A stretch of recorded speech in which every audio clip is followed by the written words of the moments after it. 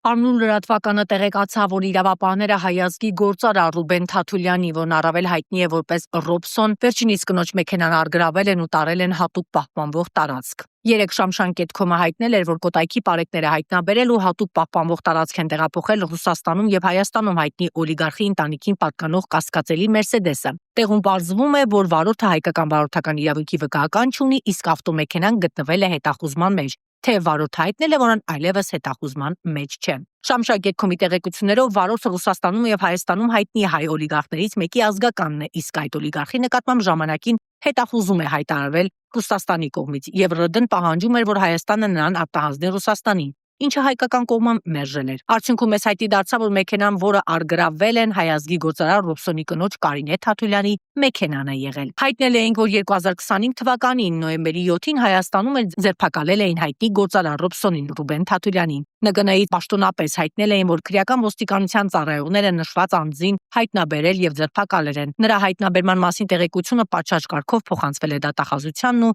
հետախուզում նախաձեռնողին։ Ավելի ուշ գործարարը ազատ էր արձակվել։ Իսկ ով է հայտնի գործարար Ռուբեն Թաթուլյանը, որը առավել հայտնի է Ռոբսոն անունով։ Նշենք, որ նա ՌԴ Պետդումայի падգամավոր Ալեքսանդր Կալելինիի օգնականն է եւ Սոչիում Մշամատի ֆեդերացիայի նախագահը։ Թաթուլյանի Ռոբսոնի ունեցվածքը հայազգի գործարարն իր ուրույն դիրքով առանձնանում է Սոչիում հյուրանոցային բիզնեսում ներդրումներ կատարողների մեջ։ Բացի Գորուն պանսիոնատից Թաթուլյանի ընկերություններին է պատկանում մի քանի կոմերցիոն օբյեկտներ, որոնց ընդհանուր մակերեսը հասնում է 70,000 քառակուսի մետրի։ Դրանցից ստացած տարեկան եկամուտը հասնում է 850-ից 900 միլիոն ռուբլու։ Թաթուլյանը Սոչիում 7000 քառակուսի մետր մակերեսով առևտրի կենտրոն ունի, որը կոչվում է Թաթուլյան։ Տեսնենք, թե առգրաված մեքենան ինչ ճակատագրի կարժանանա եւ ինչ գործընթաց են իրականացնելու հետագայում իրավապահները։